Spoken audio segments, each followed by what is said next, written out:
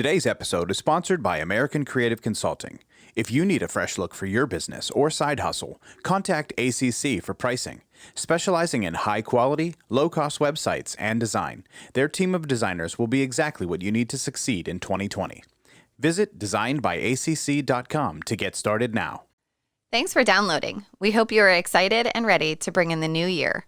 We are excited to announce that we will be releasing 2 episodes per week starting in January. On this week's episode, Elizabeth Cluff from ImpactOne joined us on the podcast. Elizabeth shared her personal story of breast cancer that inspired her to found ImpactOne. She talked about the Hope Box that provides women going through cancer with the things that they need but don't have access to.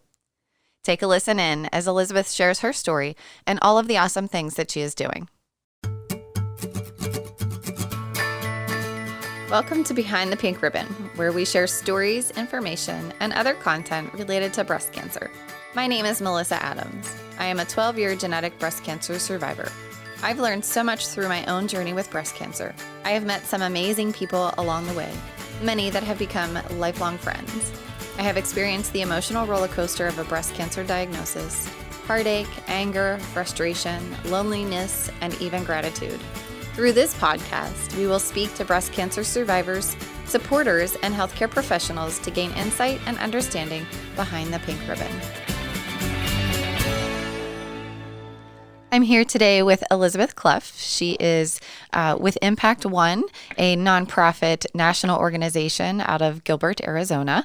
So welcome to the show, Elizabeth. I'm so excited to have you here. Yes. Melissa, thanks so much for having me. I was so excited when you reached out. I was really excited to be able to share what we're doing. Of course. Well, I was excited to find you. So let's kind of dive right in and talk about the organization. So first, I want to hear a little bit about why it was founded. Usually many organizations have a story behind it. So whether it's your story or somebody else's story, tell me a little bit about why it was founded and who founded it. Yeah. Well, definitely this nonprofit does have a story link behind it. And it was really based on my experience when I was diagnosed in 2007. It was 2008. I was in the midst of going through finishing treatment, and I had so many setbacks that I did not plan. I had everything planned out of how I'd be finished, and I would be done with my surgeries, and I just, nothing was going as planned, and it just became darker and darker, and the journey became longer and longer. And when I had these little children to keep raising, it just became just really impossible to see the light at the end. I just didn't see it. And I found myself in a place where, as much as I felt like people were trying to help, it was really feeling isolating. And How I remember old were your kids, if you don't mind me asking. So I had a 5, a 4, and a 1-year-old. Oh my, they're tiny. Yeah, and they were tiny, and they the 1-year-old required more help because she had some disabilities. We knew that there were surgeries ahead. We knew that there were some things that we had to work on to get her to a place where she could walk. And I remember going into my doctor after the diagnosis and asking, who do I fix first? Yeah. do I fix me, or do I work on Maya? And he said, you know what, Elizabeth, you've got to fight and get through this so that you can be the mother to these children, after this journey. And so I knew then that I had to keep fighting despite this darkness that I was describing. And so I remember just knowing that treatment was done. Radiation was just not as expected. It had burned me quite badly. And so I had to go into some hyperbaric therapies and things to try to close the skin that was actually kind of deteriorating. Really, it was like it's almost like a sunburn 50 times over. And I can remember just sitting thinking, okay, Elizabeth, if you have a support system that is checking on you, that is making sure your babies are safe, that is making sure that you have food, what about the women who don't have that? And Yes. it actually haunted me. I remember where I was. I remember being in our home office, and I think I was just Googling, like how to get through a radiation burn and all these different things. And the thought went through my mind, and I was so haunted by it that I just kept thinking, there are so many women out there that are forgotten. Absolutely. And so it stayed on my mind and in my heart for a long time. And I've always worked in nonprofit all my life, and I'm sure that's why that giving and wanting to help is still instilled in me. I had stepped back from the school district and stopped working with kids and decided, you know what, I've got to figure out a way to help give back to these women. And so I tried to figure out, okay, I'm like, I can't fundraise for research. I'm not equipped to do something like that. What is it that you think is most needed? And I started thinking about what I went without. And I went without because even though I had a support system, I went without items that I didn't have the energy to go get. I didn't have the willpower to go do, and I didn't want to make one more appointment. And those items were wigs, prosthetics, compression garments, bras that would support you after a mastectomy. All those things were things at that time that I was like, I just am going to go without. I don't have one more ounce of energy to look into that. And so I thought, if I could just get a company to donate some items, I'll find a way to get those items shipped to a woman wherever they are. And so that was just kind of how it got instilled in me. And I started kind of, the little fire lit under me, and I began writing letters. And this is how it all grew, because one day I got this shipment from Virginia from a prosthetic company that said, my wife wants you to have these items. And I looked at my husband and I said, I know what I need to do. We've got to launch this nonprofit. Yeah. And that's how it all began. And really, I mean, it sat with you for a very long time, because you said 2007, 2008, you were diagnosed? Yeah, I was. And the journey was still so long because of so many complications. Yeah. So I wasn't done in a year, Right. Oh, yeah. Mm-hmm. I mean, I talk about that in my book where, somebody said to me very early on in my diagnosis, just give it a year and it'll be done and over with. Yes. And then you can go back to living your normal life. Yes. And that's exactly what I thought. Yes. And so first of all, I was like, no, it's 7 years later and I'm still dealing with this stuff. Yeah, you are. Mm-hmm. And there's no normal. There's no more normal to go back to. There isn't. So, I mean, this really obviously, weighed heavy for you, because in 2015 is really when you got the 501c3 status and really kind of made this, something that was official. So, yeah, you really hung on to that for a long time. I did.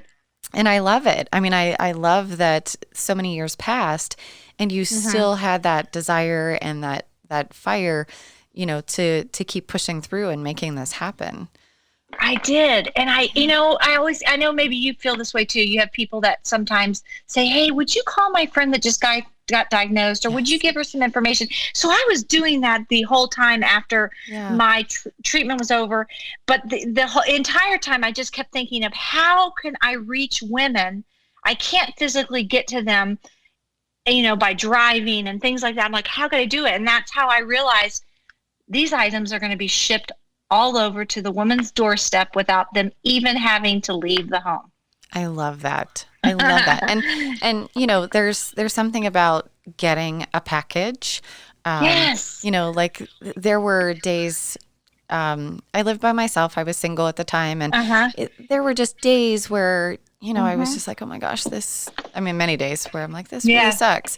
But then I would get a package from somebody, and just opening that up and knowing that the contents inside of that were full of love and, just the love I felt absolutely from what was in that box. And it could have been something silly like a Reese's cup. Yeah. I don't know. Yeah, exactly. I can remember opening the door and having girls that I knew of say, this bracelet just spoke to me and I want to give it to you. And so if I had that feeling of I am thought about, there was no way I could let these other women who maybe husbands have left them. I'm just giving you some statistics that are real. Oh, absolutely. Husbands who have left them, women who've lost their husbands, women who are trying to raise their babies and still return to work. I could not think of any other way than to ship them that feeling of love, but also vital, expensive items that are cutting their costs that have to go out of pocket. They can put that money somewhere else. Right. And that's I so wholeheartily agree with you, because I feel like there's a population of women and men, realistically, but a large population that is being missed because they don't have the support system around them. Yes. They don't have the tools or access to certain things. Don't. And, I like you're speaking my language because, I think about them too. And, part of my hope is that this podcast will serve for some of them as a support system in some fashion, that they know that they're not alone. So I hear absolutely what you're saying, and I think it's fantastic. So what are, you talked about a number of different things. So, you have this box. So it's kind of like a, I don't know, one of those ones that you sign up for on a monthly basis, kind of. Yeah, it kind of replicates that idea, because I'm very picky of what the box. I want the box to look as if it's come from a store or boutique. Oh. And as we've gotten bigger, we're making it prettier and prettier and prettier. And we want that because that box is individually made for that woman. So there's so many amazing organizations that we help donate to, but in their packages are all the same, which is great. They're all the same, boxing up the same items. The beautiful thing about this is that each application that comes in, when it's electronically sent, it has a woman who has a need, or even the husband who's filling this out for the woman, and they explain why they need it. And it's like, how can you just are so driven by figuring out how to make sure that she gets the items that she needs. And so it's not only beautiful with items donated from different companies. We get Sephora, or we've gotten some organic things from Whole Foods and things like that, some really nice shampoos and stuff. We get all that to put in there. But what is the most meaningful is the things they know they need. The things they know they need. And so that's the most meaningful part of our Hope Box. Right. And so they can just go onto the website and request a Hope Box, fill out a little bit of information. And the website is? It's ImpactOne, all one word, spelt out, ONE.pink. We got the first domain. .pink. We got that when it launched, and we were so excited. Okay. But I wanted to tell you what's in those boxes, because I think it's important. Absolutely. Yeah. Please do. So I wanted to finish that. So what we're able to do is, if a woman is going through, maybe she's just going through right now the chemo and she's going to go through hair loss. Well, then we're able to find wigs from different local companies, or even companies that have delivered or donated across the country and delivered them to our office. We find what they're looking for. They'll request, my hair was brown, or my hair was auburn, it was shoulder length, it was wavy. And we sometimes say, if you feel comfortable, send us a photo.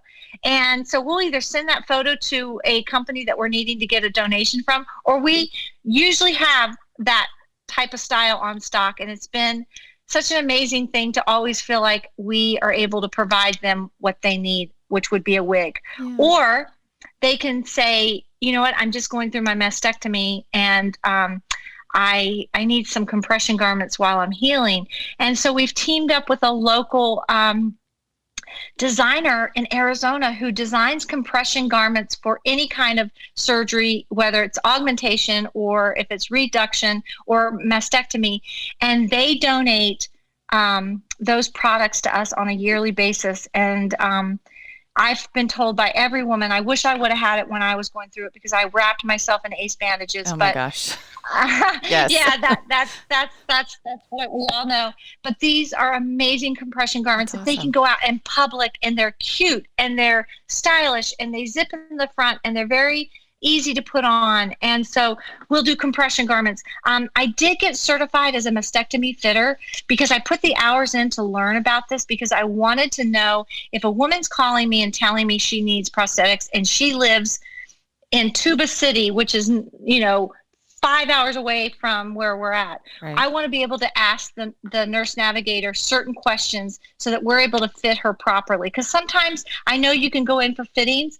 Sometimes they've already had prosthetics and they need new ones and their insurance is denying it. Right. So we can give them prosthetics. We can give them breast forms. We can give them prosthetic bras. So those all go into the box as they request those items. Some of them need them all. Some of them need them just a few things.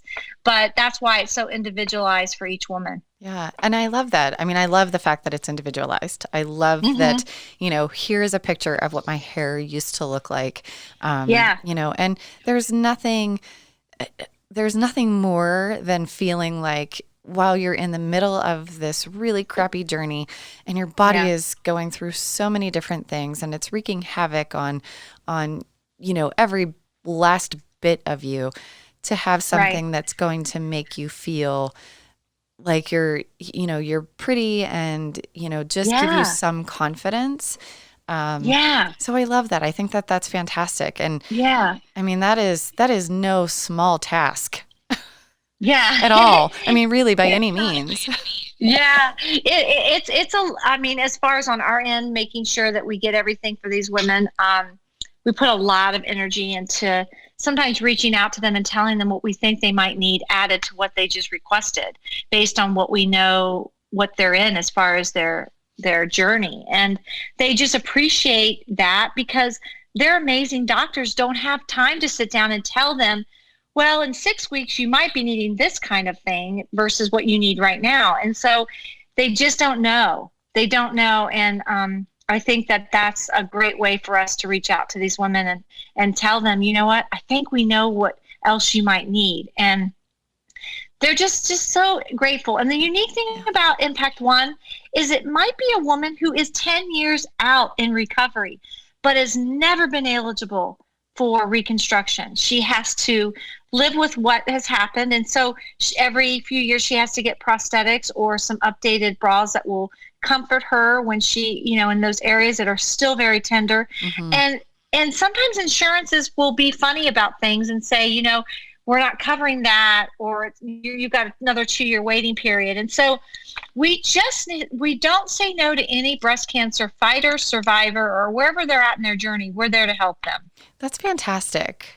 I mean, because so many of us, I'm 12 years out at this point, and, so many of us are, at that point, like, well, it's nobody's going to help me because, I'm so far out.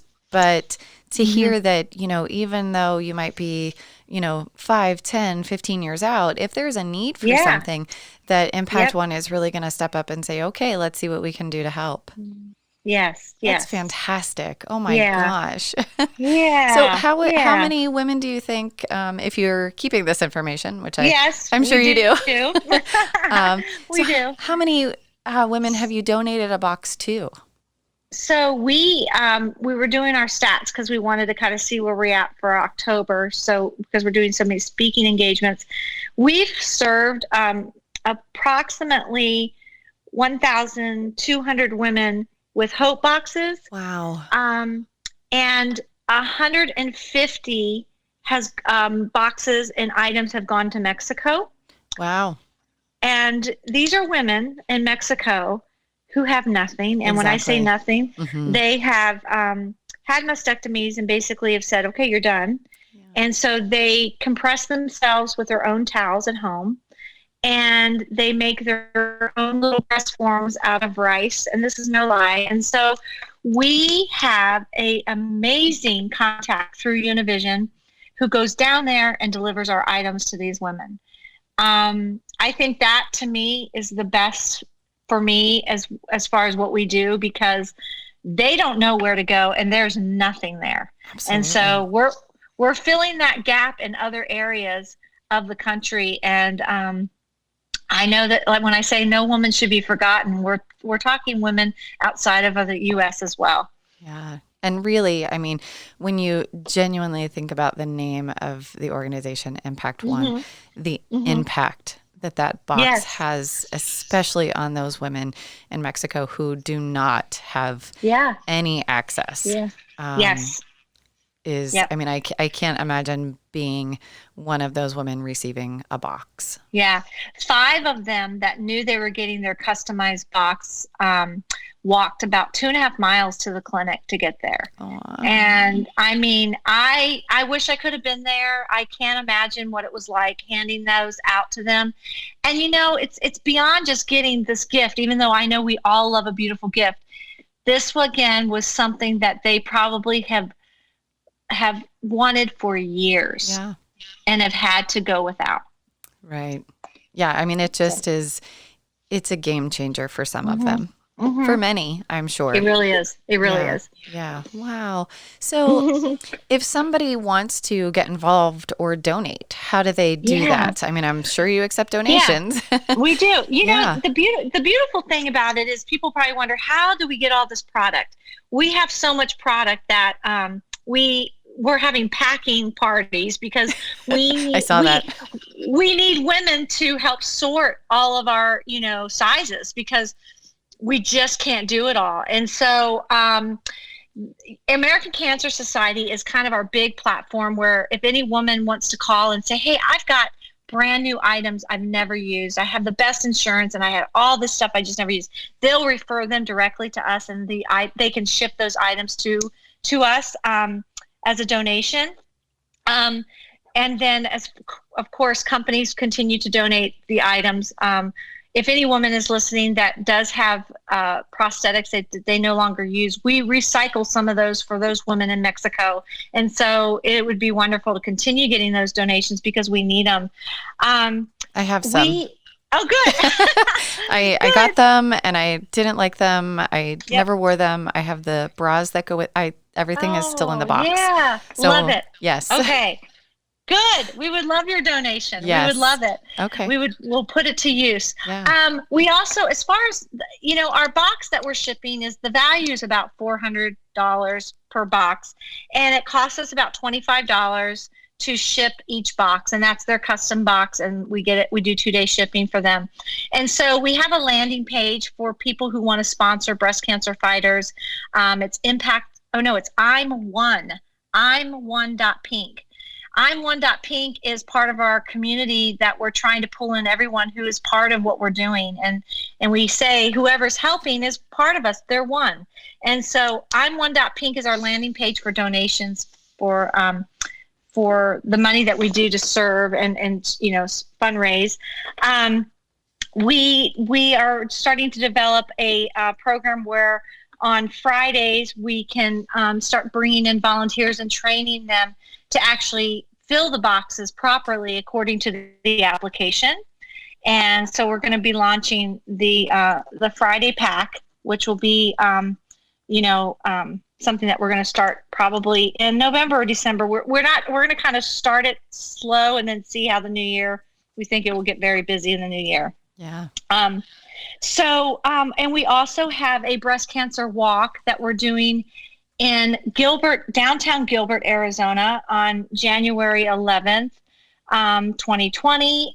We have the entire downtown of Gilbert. We have about 5 restaurants that have collaborated with us, and we will start our walk under the water tower and with our breast cancer survivors. And we get to go to each restaurant and they're handing out samples of food and different kinds of hors d'oeuvres and things like that to honor our survivors and our walkers and everybody that's participating. That's a big fundraiser for us as well. Yeah, that's fun. So we have a lot of things going on. We always obviously need, whether it's donations of product or the money that we're able to raise is what goes out to shipping our products to our women all over the country. So awesome. Yeah.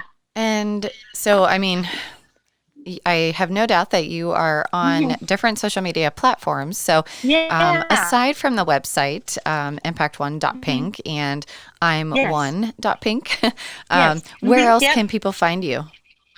So we're on Instagram, which is ImpactOne. And then our Facebook is ImpactOne Pink. we really try to stay up to date with that and try to share stories and what we're doing so that people know where we're at if they want to show up at our events.